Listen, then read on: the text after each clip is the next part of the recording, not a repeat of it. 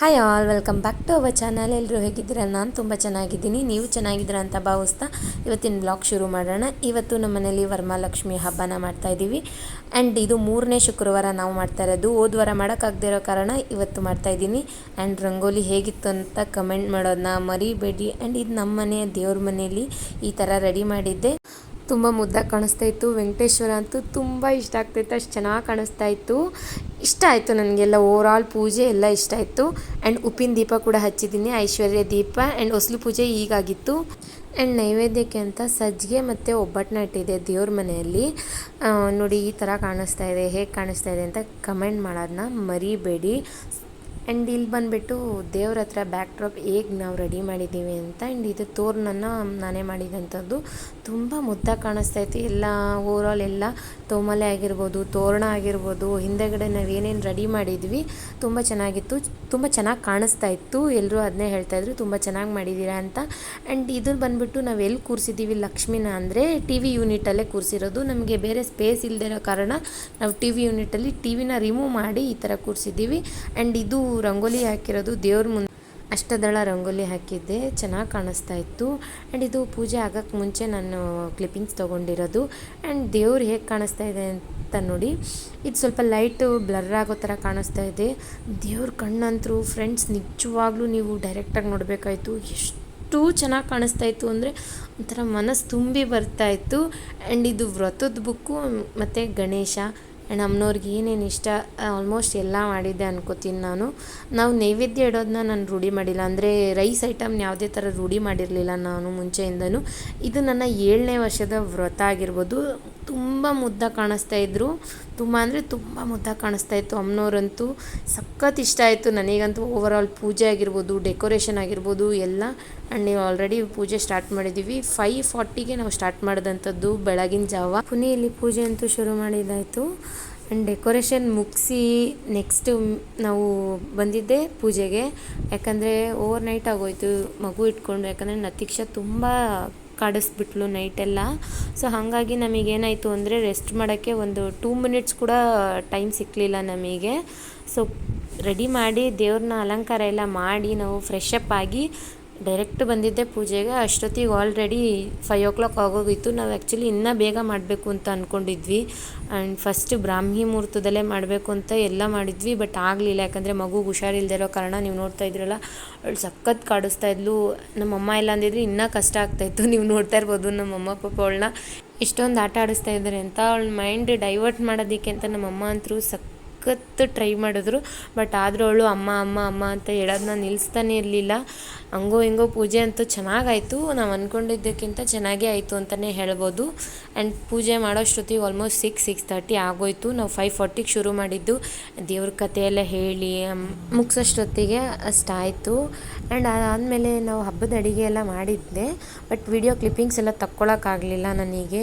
ಯಾಕಂದರೆ ಪಾಪ ಹುಷಾರಿಲ್ದಿರೋ ಕಾರಣ ನಾವು ಏನೋ ಅಂದ್ಕೊಂಡಿದ್ವಿ ಪ್ಲ್ಯಾನು, ಬಟ್ ಇನ್ನೇನೋ ಆಯಿತು. ಬಟ್ ಓವರಾಲ್ ಹಬ್ಬ ಎಲ್ಲ ಚೆನ್ನಾಗಾಯಿತು. ಬಟ್ ನನಗೆ ಎಕ್ಸ್ಟ್ರಾ ಕ್ಲಿಪ್ಪಿಂಗ್ಸ್ ಎಲ್ಲನೂ ನಿಮ್ಮ ಜೊತೆ ಶೇರ್ ಮಾಡ್ಕೊಳಕ್ಕಾಗಲಿಲ್ಲ. ಆ್ಯಂಡ್ ಇಲ್ಲಿ ಪುನೀತ್ ತೀರ್ಥ ಹಾಕ್ತಾಯಿದ್ದಾರೆ ಮಗುಗೆ, ಮನೆಗೆ ಎಲ್ಲದಕ್ಕೂ. ತೆಂಗಿನಕಾಯಿ ಹೊಡೋದ್ರಲ್ಲ, ಸೊ ಅದ್ರದ್ದು ತೀರ್ಥ ಎಲ್ಲ ಹಾಕ್ತಾಯಿದ್ದಾರೆ ಮನೆಗೆಲ್ಲ, ದೇವ್ರಿಗೆ ಹಚ್ತಾ ಇದ್ದಾರೆ. ಆ್ಯಂಡ್ ಇಲ್ಲಿ ಪೂಜೆ ಮಾಡ್ತಾಯಿದ್ದೀವಿ. ಅವಳು ಅಮ್ಮನ ಹತ್ರ ಇರೋಕ್ಕೆ ಹೋಗ್ತಾ ಇರಲಿಲ್ಲ. ಸೊ ಸರಿ ಆಯಿತು ಅಂದ್ಬಿಟ್ಟು ನಾನೇ ಎತ್ಕೊಂಡು ಪೂಜೆ ಅಂತೂ ಮಾಡ್ತಾಯಿದ್ದೀವಿ.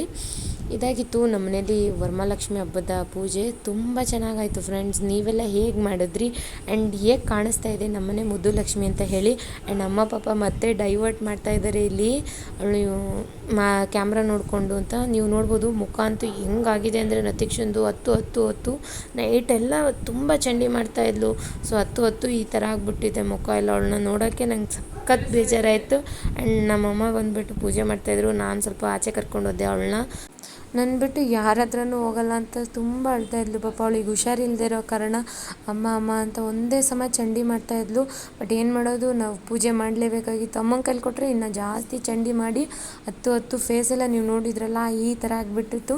ಆ್ಯಂಡ್ ಪುನಿ ಇಲ್ಲಿ ಕತೆ ಹೇಳ್ತಾಯಿದ್ರು, ಅಮ್ಮನವ್ರ ಕತೆ ಹೇಳ್ತಾಯಿದ್ರು. ಆ್ಯಂಡ್ ನತೀಕ್ಷಣ ಅದನ್ನೇ ತೋರಿಸ್ಕೊಂಡು ನಾನು ಸ್ವಲ್ಪ ಹೊತ್ತು ಆಟ ಆಡಿಸ್ತಾ ಇದ್ದೆ. ಆಟ ಆಡಿಸ್ಕೊಂಡು ಒಂದು ಲೋಟ ಹಾಲು ಕುಡಿಸ್ದೆ. ಅವಳಿಗೆ ಸ್ವಲ್ಪ ಸಮಾಧಾನ ಆಯಿತು ಅನಿಸುತ್ತೆ. ಆಮೇಲೆ ಸ್ವಲ್ಪ ಹೊತ್ತು ಅಮ್ಮನ ಹತ್ರನೂ ಹೋದ್ಲು. ಆ್ಯಂಡ್ ಅಮ್ಮ ಪೂಜೆ ಎಲ್ಲ ಮಾಡ್ತಾಯಿದ್ರು. ಹೋಗು ಅಂದರೆ ಹೋಗೋಕ್ಕೆ ಇಷ್ಟಪಡ್ತಾ ಇರಲಿಲ್ಲ ಅಮ್ಮನ ಹತ್ರಕ್ಕೆ. ತುಂಬ ಅಳ್ತಾಯಿದ್ಲು. ಆ್ಯಂಡ್ ಸ್ವಲ್ಪ ಹೊತ್ತು ಅವಳನ್ನ ಅಮ್ಮನ ಹತ್ರ ಕೊಟ್ಟು ದೇವ್ರ ಕಥೆ ಎಲ್ಲನೂ ನಾನು ಕೂತ್ಕೊಂಡು ಪುನಿ ಜೊತೆ ಕೇಳಿ ಆ್ಯಂಡ್ ಇದು ಓವರಾಲ್ ಪೂಜೆ ಎಲ್ಲ ಆದಮೇಲೆ ಇದು ಹೀಗೆ ಮಾಡಿದ್ವಿ. ಆ್ಯಂಡ್ ಒಬ್ಬಟ್ಟು ಮತ್ತು ಸಜ್ಜಿಗೆ ಅಷ್ಟೇ. ನಾನು ದೇವ್ರ ನೈವೇದ್ಯಕ್ಕೆ ಬೇರೆ ಯಾವುದೇ ಥರ ರೈಸ್ ಐಟಮ್ ಇಡಲ್ಲ, ಅದನ್ನು ರೂಢಿ ಮಾಡಿಲ್ಲ. ಇದು ಬಂದು ನನ್ನ 7ನೇ ವರ್ಷದ ವರಮಹಾಲಕ್ಷ್ಮಿ ವ್ರತ. ಇದು ಅಮ್ಮನ ಮನೇಲಾಗಲಿ ನಮ್ಮ ಅತ್ತೆ ಮನೇಲಾಗಲಿ ಯಾರೂ ಮಾಡಲ್ಲ. ಇದು ನಾನೇ ನನ್ನ ಇಷ್ಟಕ್ಕೆ ಮದುವೆ ಆದಮೇಲೆ ಪುನಿ ಮತ್ತು ನಾನು ಇಬ್ಬರೂ ಸೇರಿ ಮಾಡುವಂಥ ಹಬ್ಬ. ಅದಕ್ಕೆ ಇದು ನಮಗೆ ತುಂಬ ಸ್ಪೆಷಲ್ ಅಂತಲೇ ಹೇಳ್ಬೋದು. ನಮ್ಮ ಮದುವೆ ಆದಾಗಿಂದ ಇಲ್ಲಿವರೆಗೆ 7ನೇ ವರ್ಷದ ವರಮಹಾಲಕ್ಷ್ಮಿ ಹಬ್ಬನ ಮಾಡಿದ್ದೀವಿ.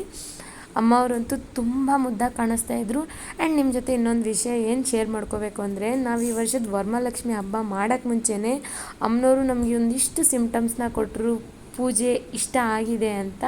ಸೊ ಆ ಸಿಮ್ಟಮ್ಸ್ ನನಗೆ ತುಂಬ ಅಂದರೆ ತುಂಬ ಮನಸ್ಸಿಗೆ ಹತ್ರ ಆಯಿತು, ತುಂಬ ಖುಷಿ ಆಯಿತು. ಆ್ಯಂಡ್ ಪೂಜೆ ಎಲ್ಲ ಆದಮೇಲೆ ಕತೆ ಎಲ್ಲ ಓದಾದ್ಮೇಲೆ ಮತ್ತೆ ಪುನಿ ಪೂಜೆ ಮಾಡ್ತಾಯಿದ್ದಾರೆ. ಕಾಯೆಲ್ಲ ಹೊಡೆದು ಮತ್ತು ಮಂಗಳಾರತಿ ಎಲ್ಲ ಕೊಟ್ಟು ಎಲ್ಲರಿಗೂ. ಸೊ ಅದನ್ನು ಮತ್ತೆ ನತಿಕ್ಷಂಗೆ ಎರಚ್ತಾ ಇದ್ದಾರೆ. ಅವಳಿಗೆ ಅದನ್ನ ಹಂಗೆ ಹಾಕಿಸ್ಕೊಳ್ಳೋದಂದರೆ ತುಂಬ ಇಷ್ಟಪಡ್ತಾಳೆ. ಸೊ ಹಾಗಾಗಿ ಅದನ್ನು ಹಾಕೋದ್ರಿಂದನೂ ಕೂಡ ಒಳ್ಳೆ ಒಂದು ಪಾಸಿಟಿವಿಟಿ ಅಲ್ವಾ ಮಕ್ಕಳಲ್ಲಿ. ಸೊ ಹಂಗೆ ಆಗ್ತಾಯಿದೆ. ನೀವು ನೋಡ್ತಾ ಇರ್ಬೋದು, ಇಲ್ಲಿ ಧೂಪದ ಹೊಗೆ ಹೋಗ್ತಾ ಇದೆಯಲ್ಲ, ನನಗೆ ಈ ಥರ ಮನೆ ತುಂಬ ಇರಬೇಕು. ಇದ್ದರೆ ಏನೋ ಒಂಥರ ಮನೆ ಒಂದು ಪಾಸಿಟಿವಿಟಿ ಅನ್ನೋ ಒಂದು ಎನರ್ಜಿ ಇರುತ್ತೆ ಮನೆಯಲ್ಲಿ. ಸೊ ಹಾಗಾಗಿ ಸಖತ್ ಇಷ್ಟ ಆಗುತ್ತೆ. ಓವರಾಲ್ ದೂರದಿಂದ ನೋಡಿದ್ರೆ ಅಮ್ಮನವ್ರು ಈ ಥರ ಕಾಣಿಸ್ತಾರೆ. ಇಲ್ಲಿ ನೋಡ್ತಾ ಇದ್ದೀರಲ್ಲ, ಹೀಗೆ ಕಾಣಿಸ್ತಾಯಿದ್ರು ಅಮ್ಮನವರು. ಸಖತ್ತು ಮುದ್ದಾಗಿ ಕಾಣಿಸ್ತಾಯಿದ್ರು ಅಂತಲೇ ಹೇಳ್ಬೋದು. ಎಷ್ಟೋ ಸತಿ ಹೇಳ್ಬಿಟ್ಟಿದ್ದೀನಿ, ಸಾರಿ ಫ್ರೆಂಡ್ಸ್, ಮುದ್ದಾಗಿದ್ದಾರೆ ಅಂತ. ಲೈವಲ್ಲಿ ನೋಡಿದರೆ ನಿಜವಾಗ್ಲೂ ನೀವು ಕೂಡ ಹಾಗೆ ಹೇಳ್ತಾಯಿದ್ರಿ. ಆ್ಯಂಡ್ ಮಧ್ಯಾಹ್ನದ ಕ್ಲಿಪ್ಪಿಂಗ್ ಏನೂ ತೊಗೊಳಕ್ಕಾಗಲಿಲ್ಲ, ಸಾರಿ. ಆ್ಯಂಡ್ ಇದು ಬಂದುಬಿಟ್ಟು ಈವ್ನಿಂಗು ಆ್ಯಂಡ್ ಕುಂಕುಮ ಕೊಡೋ ಟೈಮಲ್ಲಿ ಪೂಜೆ ಮಾಡಾದಮೇಲೆ ಈ ಥರ ಕಾಣಿಸ್ತಾಯಿದ್ರು. ಸ್ವಲ್ಪ ಹೂವೆಲ್ಲ ಬಾಡಿರೋಂಥ ಹೂವೆಲ್ಲ ತೆಗೆದು ಮತ್ತೆ ಫ್ರೆಶ್ಶಾಗಿ ಹೂವು ಹಾಕಿ ಸಂಜೆ ಪೂಜೆ ಅಂತೂ ಈ ಥರ ಆಯಿತು. ಆ್ಯಂಡ್ ನೀವೆಲ್ಲ ಏನು ಹೇಳ್ತಿರೋ ಗೊತ್ತಿಲ್ಲ, ಇದು ಗೆಜ್ಜೆ ಲೈಟ್ ಅಂತ ಹೇಳ್ತೀವಿ ನಾವು. ಇದನ್ನು ಹಾಕಿದ್ದೆ ನಾನು.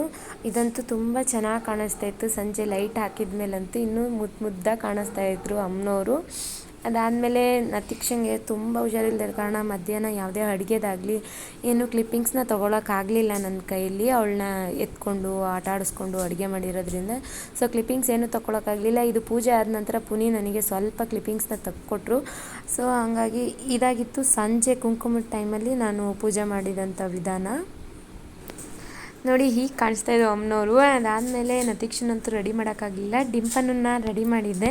ಅವಳಂತೂ ಮುದ್ದಾಗಿ ಕಾಣಿಸ್ತಾ ಇದ್ಲು, ಪುಟ್ಟ ಲಕ್ಷ್ಮಿ ಚೆನ್ನಾಗಿ ಕಾಣಿಸ್ತಾ ಇದ್ಲು. ಬಟ್ ಏನು ಬೇಜಾರು ಅಂದರೆ ನತಿಕ್ಷನ್ಗೆ ರೆಡಿ ಮಾಡೋಕ್ಕಾಗಲಿಲ್ಲ. ಆ್ಯಂಡ್ ಇಬ್ರಿಗೂ ಡ್ರೆಸ್ ತಂದು ರೆಡಿ ಮಾಡೋಕ್ಕಾಗಲಿಲ್ವ ಅನ್ನೋದು ಬೇಜಾರು. ಪರವಾಗಿಲ್ಲ, ಗೌರಿ ಹಬ್ಬಕ್ಕೆ ಮಾಡೋಣ ಅಂತ ಅಂದ್ಬಿಟ್ಟು. ನೀವು ನೋಡ್ತಾ ಇದ್ದೀರಲ್ಲ, ನತಿಕ್ಷನ್ ಮುಖ ಅಂತೂ ತುಂಬ ಸಪ್ಪೆ ಆದಂಗೆ ಆಗಿಬಿಟ್ಟಿತ್ತು. ತುಂಬ ಬೇಜಾರಾಗ್ತಾಯಿತ್ತು, ನೋಡೋಕ್ಕೆ ಬೇಜಾರಾಗ್ತಾಯಿತ್ತು. Thank you for watching.